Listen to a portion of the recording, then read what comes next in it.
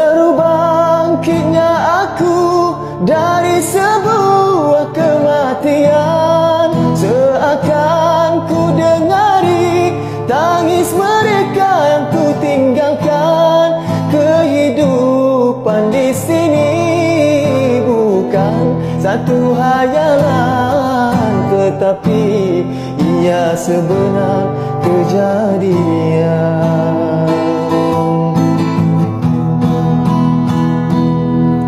Jantung berdegup kencang menantikan malaikat datang, menggigil ketakutan, gelap pekat di pandangan. Selama ini diceritakan, kini aku merasakan di alam barzah jasad dikebumikan.